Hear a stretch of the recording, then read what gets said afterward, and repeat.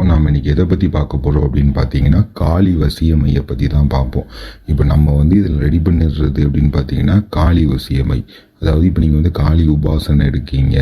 அப்போ உபாசனை எடுத்து நீங்கள் பூஜை பண்ணிகிட்ருக்கீங்க. 48 நாள் நான் பூஜை பண்ணிட்டேன், எனக்கு எதுவும் இதாகலை அப்படின்ட்டு இருந்தால் நீங்கள் இந்த மையை பயன்படுத்தி நீங்கள் பூஜை பண்ணிங்கன்னா உங்களுக்கு உடனே வரும். இது ஏன்னா இப்போ நம்ம சர்வதேவதா வசியமைன்னு இருக்குது. அது எல்லா இதுக்கும் நம்ம யூஸ் பண்ணுறது, தெய்வங்கள் தேவதைகள் எல்லாத்தையுமே யூஸ் பண்ணுறதுக்கு சர்வதேவதா வசியமை நம்ம யூஸ் பண்ணுவோம்.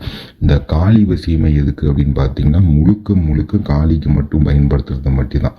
இதுக்கு உண்டான மையெல்லாம் ரெடி பண்ணி இதுக்கு உண்டான பலி எல்லாமே கொடுத்து பூஜை பண்ணி அதுக்கு உரு போட்டு எல்லாமே அதுக்கு உண்டான சக்தியை கொடுத்து மட்டும்தான் நம்ம ரெடி பண்ணால் மட்டும்தான் வேலை பார்க்குவது. இது எல்லாமே ரெடி பண்ணி நம்ம வச்சுருப்போம்.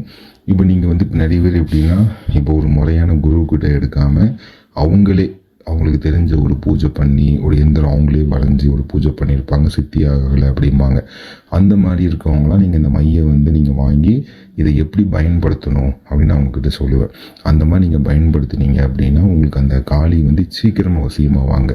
அதாவது காளினா என்ன காளி, ஏதாவது ஒரு காளிக்கு மட்டும்தான் பயன்படுத்தலாமா அப்படின்னு கேட்டிங்கன்னா இல்லை, நீங்கள் எல்லா காளிக்குமே பயன்படுத்தலாம். எப்படின்னு பார்த்தீங்கன்னா, இப்போ பத்திர காளி, மயான காளி, அகோர காளி, அது மாதிரி தட்சிணா காளி அப்படின்னு சொல்லிட்டு நீங்கள் எந்த விதமான காளியை நீங்கள் பூஜை பண்ணி நீங்கள் உபாசனை பண்ணிட்டு இருந்தாலும் சரி, இந்த மையை நீங்கள் பயன்படுத்தினீங்க அப்படின்னா 100% உங்களுக்கு சித்தியாகும். அது உங்களுக்கு அந்த பூஜையே இப்போ நீங்கள் இவ்வளோ நாள் நான் பூஜை பண்ணது, நிறைய பேர் சொல்லுவாங்க, இவ்வளோ நாள் நான் பூஜை பண்ணிகிட்ருக்கேன் சாமி, ஆனால் எனக்கு எந்த ஒரு அறிகுறியும் தெரியல, எதுவுமே தெரியல அப்படிம்பாங்க.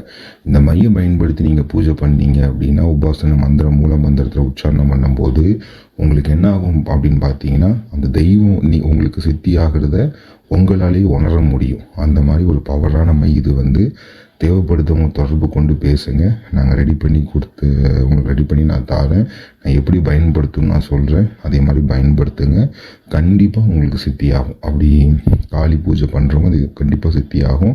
அப்படி இல்லாமல் நான் வேறு சில பூஜைகள் நான் பண்ணிகிட்ருக்கேன் அப்படின்னா அதுக்கு தனியாக மை இருக்குது, அதுக்கும் உங்களுக்கு ரெடி பண்ணி தரேன்.